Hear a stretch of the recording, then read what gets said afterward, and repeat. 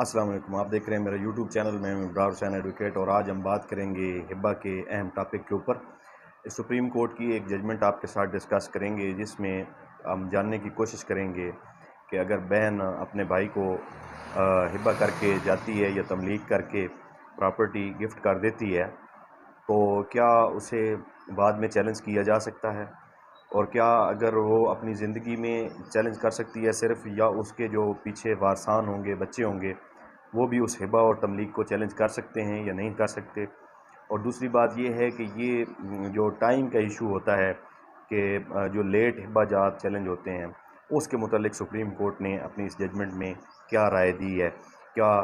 وہ اہم ہے کہ آپ کتنا لیٹ ہبہ چیلنج کر رہے ہیں یا ٹائم کے اندر چیلنج کر رہے ہیں، یہ بات کتنی اہمیت کی حامل ہے، وہ ہم دیکھیں گے۔ اس کے علاوہ ہم یہ دیکھیں گے کہ جو ریونیو ریکارڈ ہے اس کی ویلیو کیا ہوتی ہے جو انتقالات وغیرہ ہوتے ہیں ہبہ یا تملیک کی بنیاد پہ۔ تو یہ judgment Supreme Court of Pakistan کی ہے، 2023 SCMR پیج ہے 1402، 1402 پیج۔ اس میں بنیادی طور پہ جو کیس تھا وہ یہ تھا کہ بہن نے اپنی زندگی میں اپنے بھائی کو اپنی اموویبل پراپرٹی، یعنی کہ جو زمین وغیرہ تھی، جائیداد تھی، وہ اپنے بھائی کو ہبہ کر دی تھی۔ اب جب ہبہ کر دی تھی تو اس نے اپنی زندگی میں وہ انتقال چیلنج نہیں کیا تھا۔ اس کے بعد اس کی وفات ہو گئی، پھر وفات کے بعد اس کے بچوں نے، اس بہن کے بچوں نے وہ ہبہ یا تملیک جو ہے وہ چیلنج کر دی، جو انتقال تھا۔ اب اس میں مختلف سٹیجز سے ہوتے ہوئے کیس یہ سپریم کورٹ میں پہنچا۔ سپریم کورٹ میں اپیل کی ہوئی تھی۔ جن لوگوں نے یہ دعویٰ چیلنج کیا تھا ان کو نیچے ہائی کورٹ نے خارج کر دیا تھا ان کا کیس، اور وہ اپیل کر کے سپریم کورٹ میں آئے کہ ہمارا جو دعویٰ ہے وہ ڈگری ہونا چاہیے تھا اور انتقال منسوخ ہونا چاہیے تھا۔ تو سپریم کورٹ آف پاکستان نے اس میں 2-3 اہم پوائنٹ پہ جو ہے اپنی ججمنٹ دی اور اپنی رائے دی۔ سب سے پہلے تو انہوں نے یہ کہا کہ بھائی کو اگر گفٹ یا تملیک کا انتقال ہوا ہے بہن کی جانب سے، تو اس کا پروف جو ہے وہ کیا ہونا چاہیے۔ تو وہ تھا کہ جو گواہان تھے اس ہبہ کے یا تملیک کے اور انتقالات کے، جو انتقال ہبہ کی بنیاد پہ ہوئے تھے، وہ ان کی ایویڈنس ضروری تھی، اور وہ ایویڈنس جو ہے وہ اس بھائی نے جو مدعا علیہ تھا، جس کے خلاف یہ دعویٰ کیا گیا تھا، اس نے اپنی وہ ایویڈنس کروائی۔ اور جو ریونیو ریکارڈ تھا جس میں میوٹیشن جو انتقال تھا اس تملیک کی بنیاد پہ، وہ بھی پیش کیا گیا بطور دستاویزی شہادت عدالت میں، اور گواہان بھی پیش کیے گئے۔ جتنے بھی انتقال کے گواہان تھے ان سب کی شہادت بھی کروائی گئی، اور جو ہبہ کے گواہ تھے ان کے بھی بیانات کروائے گئے۔ تو عدالت نے اپنی ججمنٹ دی کہ ریونیو ریکارڈ بھی پیش کیا گیا، اور جو معقول اور مناسب شہادت تھی ہبہ کی یا تملیک کی اور انتقال کی، وہ گواہان بھی عدالت میں پیش کیے گئے۔ انہوں نے بھی مدعا علیہ کے، یعنی کہ اس بھائی کے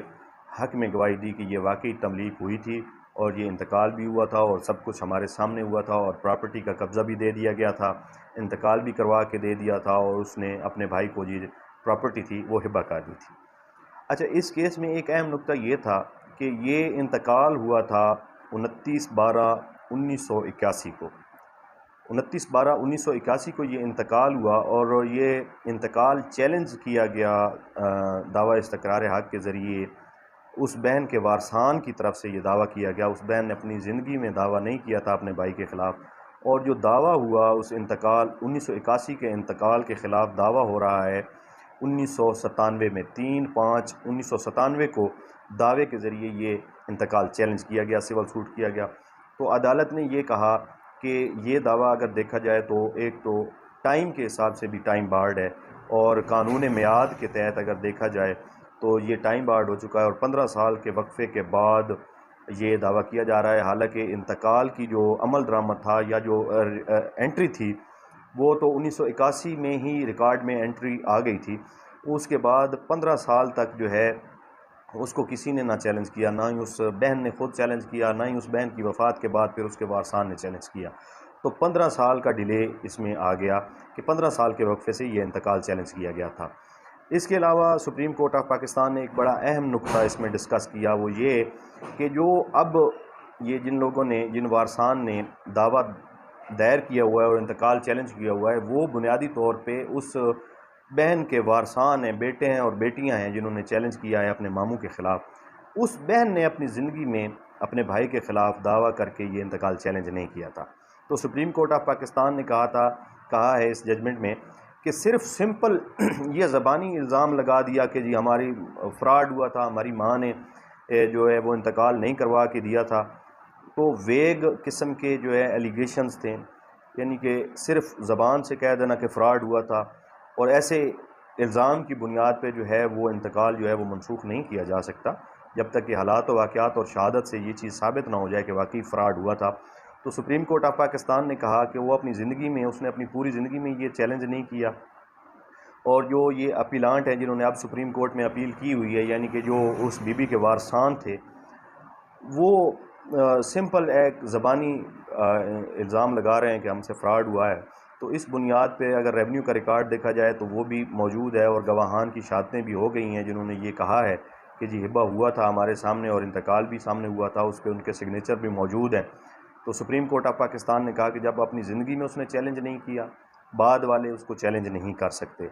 دوسری بات یہ کہ 15 سال کا ٹائم گزر جانے کے بعد اس انتقال کو چیلنج کیا گیا ہے، تو یہ ویسے ہی ٹائم بارڈ ہے، زائد المیعاد ہے، لہٰذا یہ دعویٰ جو ہے وہ بالکل ہائی کورٹ اور نیچے جو کورٹس ہیں انہوں نے بالکل بجا طور پہ، درست طور پہ خارج کیا ہے، اور سپریم کورٹ نے بھی یہ قرار دیا کہ یہ دعویٰ خارج کیا جاتا ہے اور انتقال کو بحال رکھا۔ امید ہے یہ ججمنٹ آپ کو سمجھ آ گئی ہوگی اور ہماری ویڈیو بھی پسند آئی ہوگی۔ اگر ویڈیو پسند آئے تو لائک ضرور کر دیں، ہمارے چینل کو سبسکرائب بھی کر لیں اگر ابھی تک آپ نے چینل سبسکرائب نہیں کیا، اور مزید لیگل کویسچنز کا آنسر جاننے کے لیے ہمارا چینل دیکھتے رہیں اور سبسکرائب کر لیں تاکہ آپ تک ہماری ویڈیوز ٹائم سے پہنچتی رہیں۔ شکریہ۔